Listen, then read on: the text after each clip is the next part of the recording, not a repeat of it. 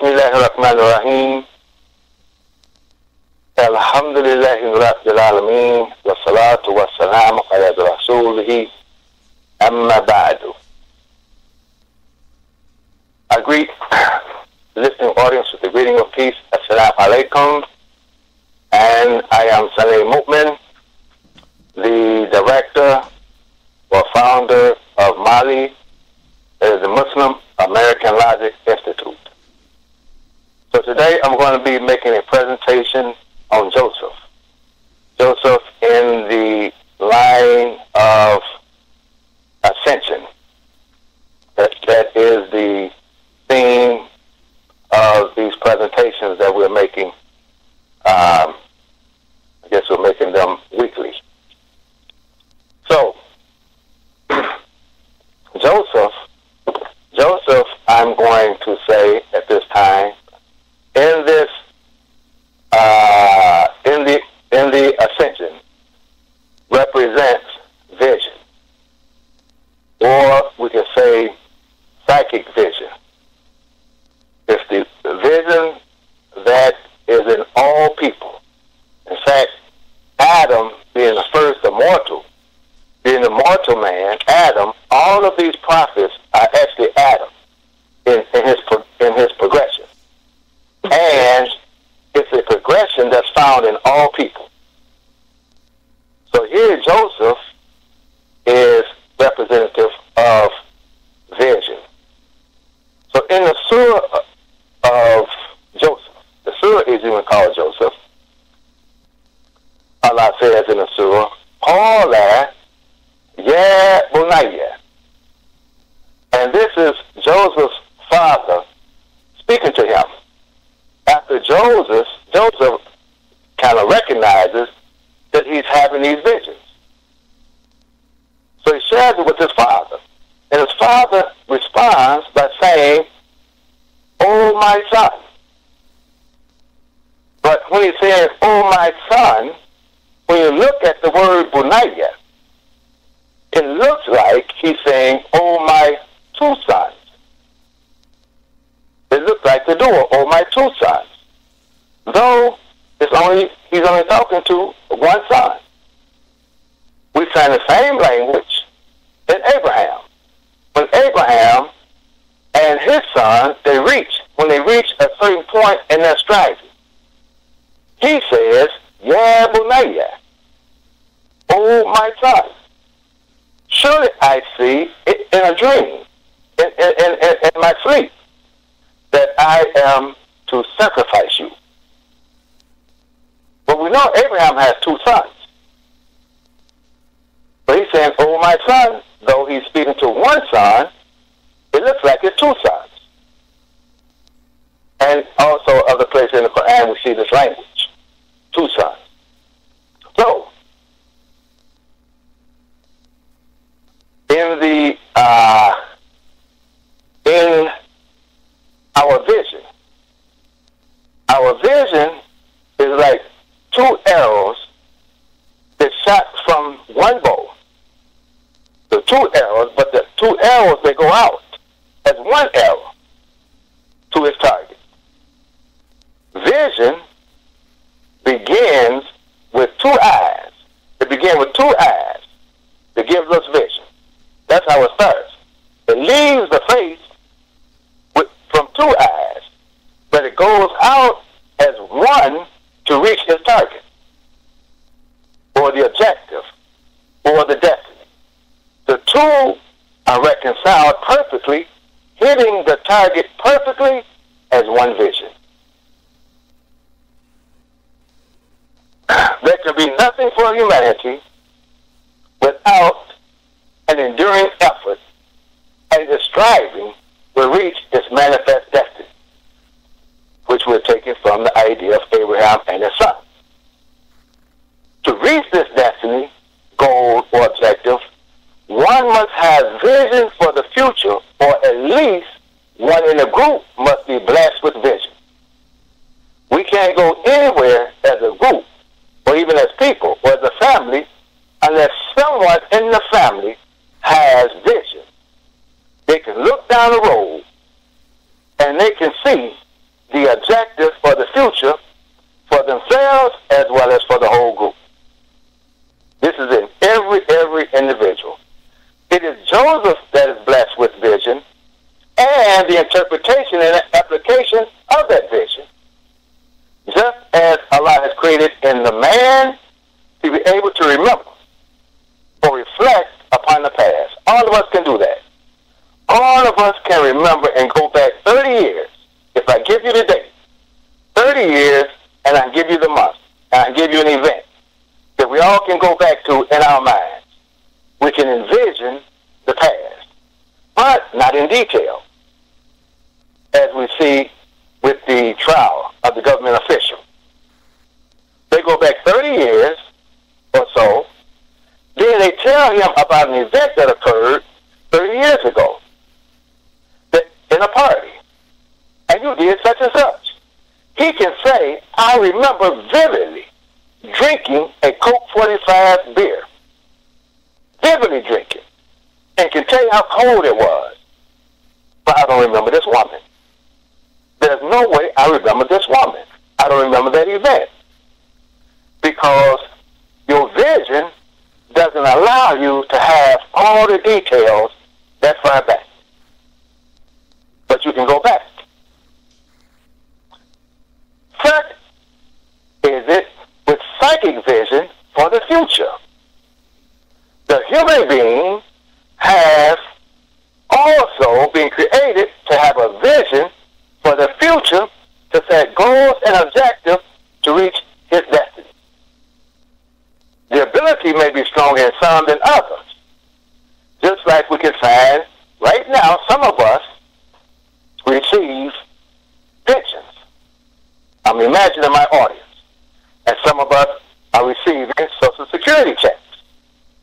Because someone in our past had the vision to take some money that we were earning and put it aside and invest it, so when we get older and retire, can live a decent life on a retirement income based upon investment we made years ago.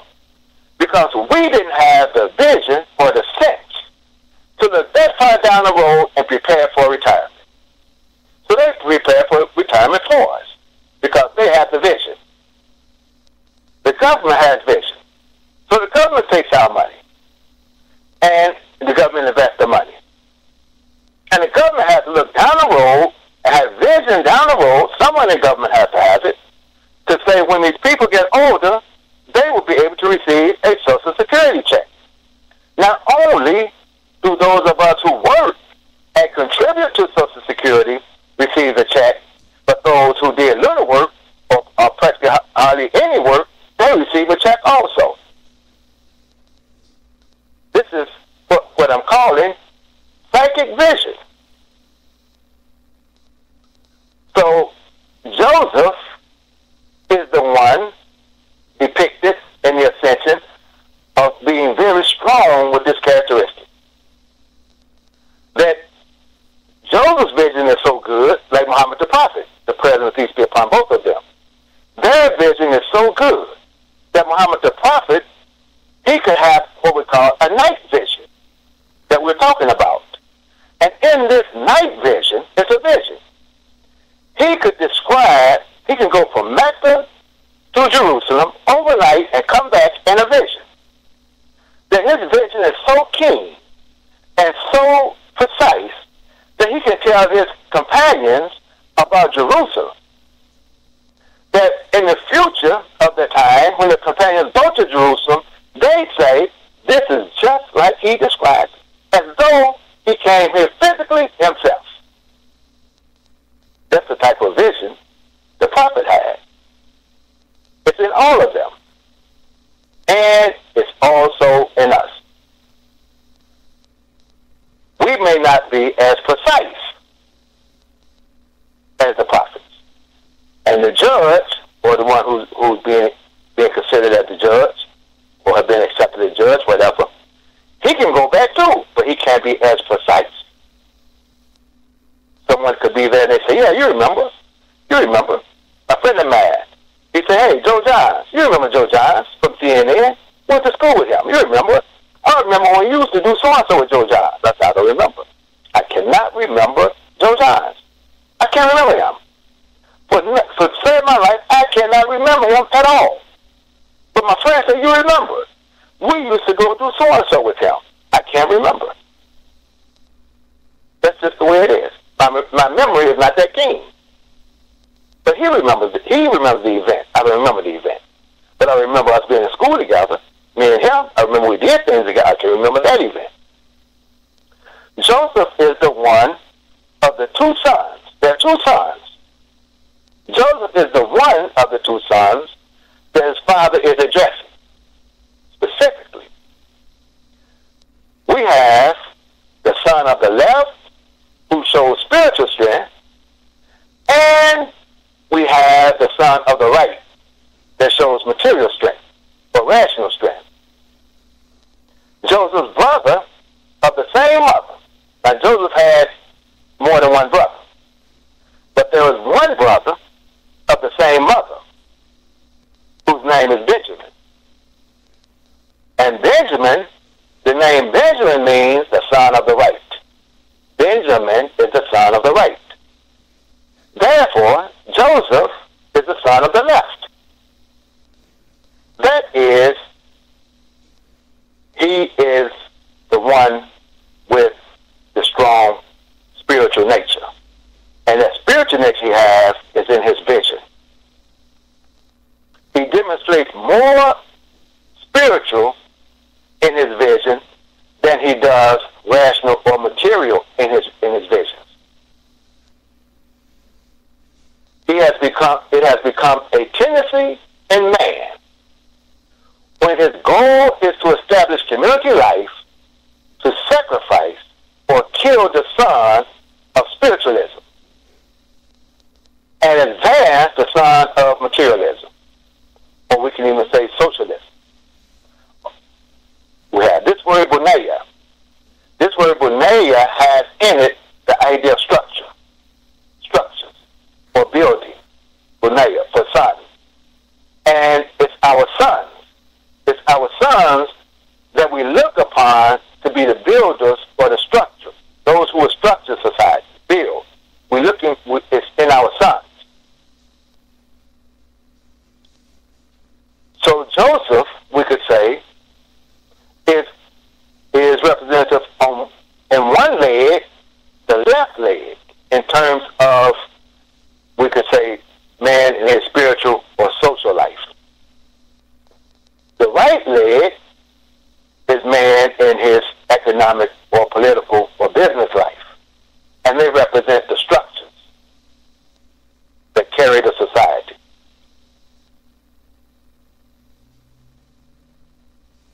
So Joseph,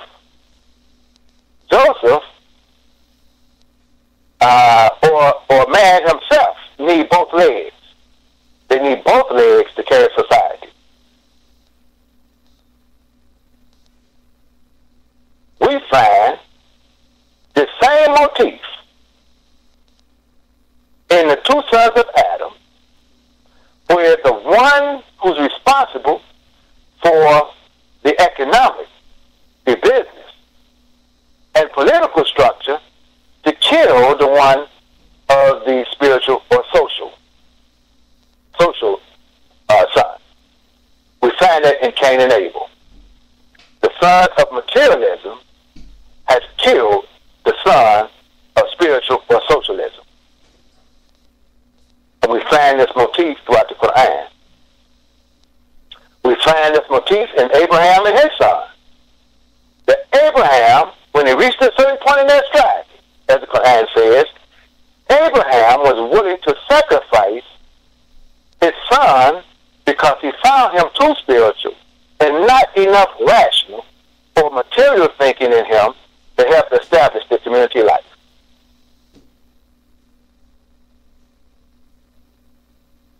It was the bird. In the story of the sons of Adam, it was the bird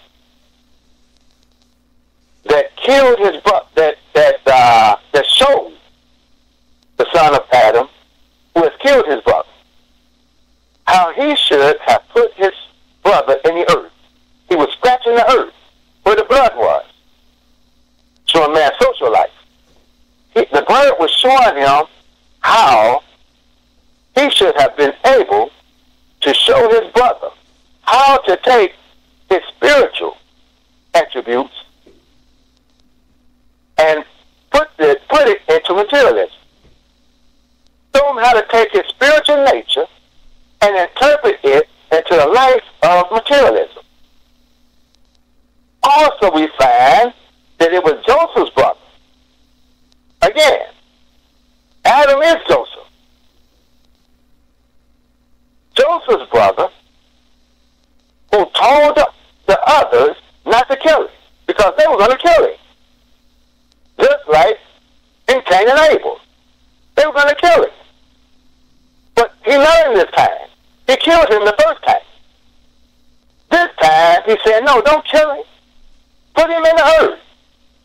He's following the instructions of the bird. Now, the bird showed him how to do it. Put him in the earth. Another day, we'll talk about this bird. But right now, put him in the earth. The brother of materialism was telling the other brother, let's direct his spiritual nature towards the material that we can advance our community life. Because if we take his spirituality that he's blessed with, and put it in the materialism, he can look down the road for us to show us how to advance our material community life for a better future.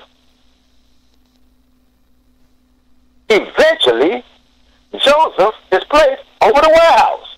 Joseph becomes the businessman, the leader, the director, the manager of business, with his keen vision to see down the road. If I stop now, I've done enough. But let's go on. I only have a short time here, a half hour. I can do this in 15 minutes, which I've done. But I can't detail and qualify everything I say.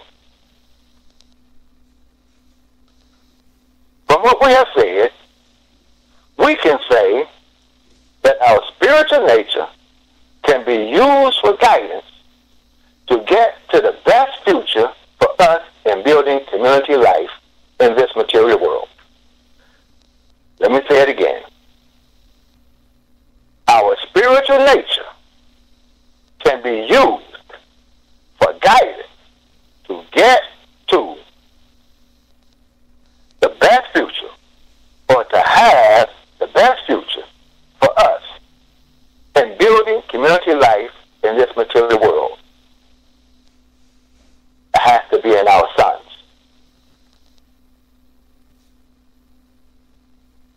So we can go back 30 years. We can go back 50 years. We can go back almost 100 years from the time of Prophet Muhammad. May Allah be pleased with his efforts. The Al-Miraj Muhammad and Imam Muhammad. We can go back. But our sons have to have the vision of Joseph to take us forward.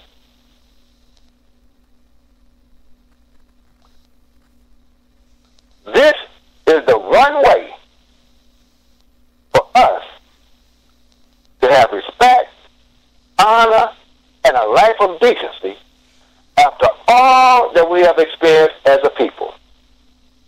Just like Joseph, who was sold into slavery by his brothers. Sometimes our marginal circumstances in the material world makes it difficult for many of us to have a vision to carry on in the material life. Most of us do not see a promised material life with the vision that we have, the limited vision, because of our circumstances materially that we're in right now. So we devote ourselves to making achievements and success in the future spiritual world.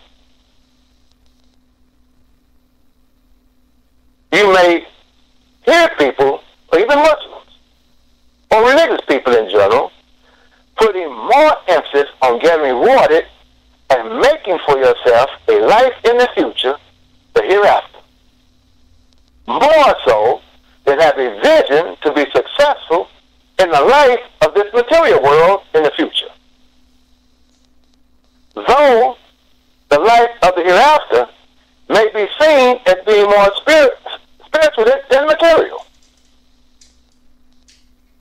So we preach that your act today, what you do today, put it in a deposit, invest it in a spiritual future. Allah wants us to have success in this world as well as the next world. With all that you have been given, seek the life of the hereafter, the spiritual life. You have to make the connection. I don't have time to make the connections for you. Seek the spiritual life. However, don't forget your share in this material world.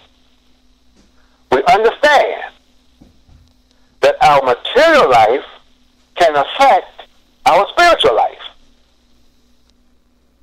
Bad circumstances, materially, can cause our spirit to be unhealthy. Though we can rise above our material life, we can rise above our physical, present circumstances and have a greater or have a greater spiritual interest. That's what happened during slavery. With our circumstances in slavery, the persecution was so bad that we turned to spirituality just to survive the physical persecution, the physical oppression. We turned to a greater spiritual interest of singing, laughing, dancing, so forth and so on. And it saved us. We were not destroyed. The same happened to the original Sufis. When the Muslims were being persecuted so heavily that they turned to a greater spiritual interest in the midst of physical persecution. And it caused them to survive. And both groups, after they had taken this medicine that would help them in a time of persecution, that same medicine has poison in it. That same medicine that you take to cure a certain ill, a certain condition, if you take that medicine after that condition has been removed, the medicine itself will kill you, will harm you. We must learn how to take religion and its logic that we have been given and convert it or interpret it into our material life. That we can produce community life that is reconciled with our religious knowledge and faith. That's where we are today. We're not surviving today. We're not overcoming oppression today. Today, we have to learn how to walk with both legs. Our situation materially may not be as bad as we think. Think about this. We know that we are responsible with our habit of spending to cause others to become rich that are in our communities with our businesses. I'm not saying anything new, but just bringing something back to your time. We're talking about Joseph. But we're responsible for people to become rich in our communities. They come and put businesses in our communities, and people don't have to come from outside communities into our communities to serve those businesses, to spend at those businesses. They don't have to come from outside.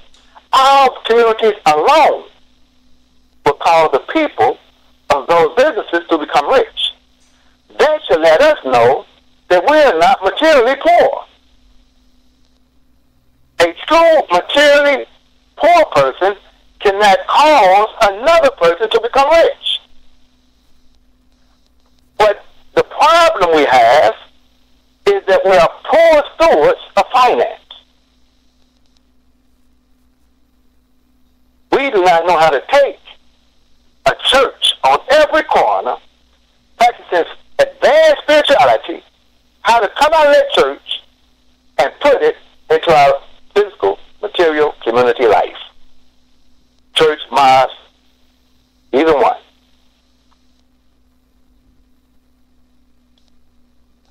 And as soon as someone has the bright idea to advance the material community, the first thing they want to do is kill the spiritual side. We don't need to know no Quranic Arabic. We need to pay for our light bill. That's killing. Because we can't see how Quranic Arabic, the spirituality that we get, the spiritual experience that we get from the Quran, we can't see how to convert it into the material world. So that's killing. Yes. In the story of Joseph,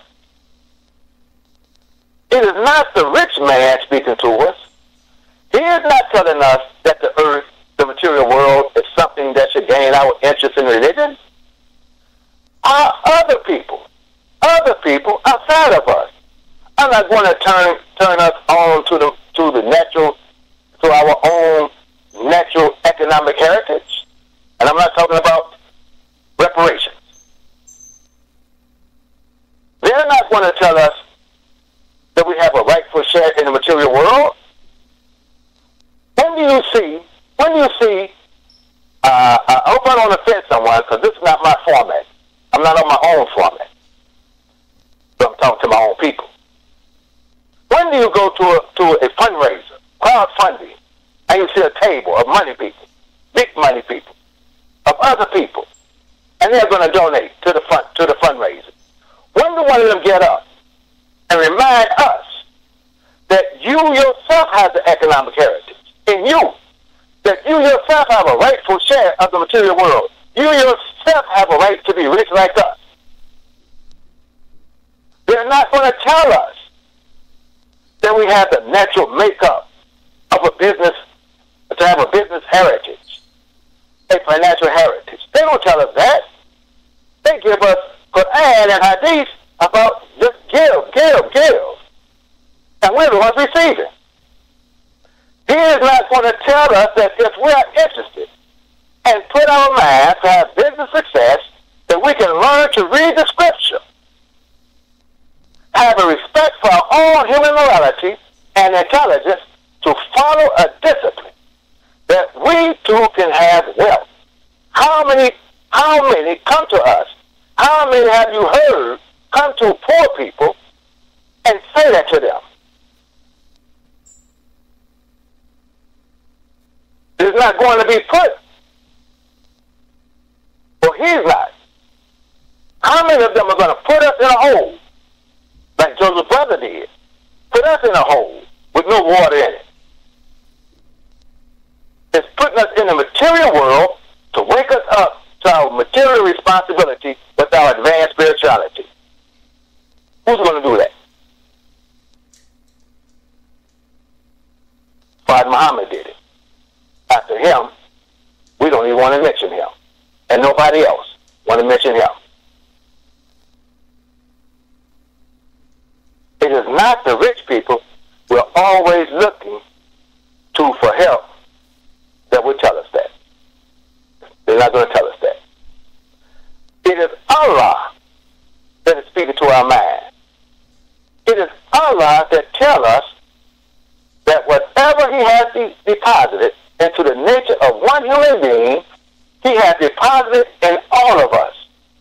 Whatever He deposited into the spiritual, psychic life of Joseph to be over the warehouse, He has deposited that nature in all of us. The only difference is our circumstances that we are placed in that makes a difference. All of us are born with this same nature that Joseph has. see that living in America, living in the American environment, has placed us in a favorable circumstance, just like with Joseph. He was taken out of that circumstance, the life that he was living with his brothers, put into a situation that he would learn his material responsibilities in the earth, and then placed in favorable conditions. We've been taken out of a situation in Africa, placed in favorable circumstances. You don't believe it? Go back and visit Africa, and you will see that we're the brothers that have been sold by other brothers, and then have been put in favorable circumstances here in America, though we had to make that trip. We had to have that experience, just like Joseph, go to prison and everything, just like Joseph. And now we've been put in favorable circumstances here in America that, yes, just like Joseph, we're going back to Africa to help our brothers. We must have two sons building an establishment of community life. One son should be studying the Scripture, the Quran, its language, and spiritual nature, and the other son should be studying investments. But both must be in the masajid. As the foundation of our community, we have to have both sons that should be there. That they are both working together and looking down the road for a better future, to establish community life for all of us. I thank you for your time. My time is up. And we have some announcements we're going to make after this, so please hold on the phone. We have some important announcements that want to be shared to you all. I thank you for your time, and peace be upon you. Assalamu alaikum. Wa alaikum salam. Thank you, Imam Salim Mumin, our director over Mali. We are really happy and honored to have you speak this morning. I just have two quick announcements. This is Fitra. Assalamu alaikum. The first announcement I want to make is that we will be live streaming the conference. And if you have a pencil handy, the link is one word, aclearunderstanding.net. I'll repeat that. We will live stream the conference on October 27th for those of you who cannot travel to California. And the link is aclearunderstanding.net. Thanks to Imam Fahim. We'll be using his live stream to bring you the conference on October 27th. And my last announcement is, and I just want to say, to please make dua for everyone that we know who is suffering or have fallen ill. And please make dua for Imam Qasim Ahmed. He's sacrificed a lot for this community, and he's still working. But we want to make dua for everyone that we know who has fallen ill in our community, in our family, and amongst our friends. Thank you very much, and inshallah, I look forward to meeting you here again next Sunday. Assalamu alaikum.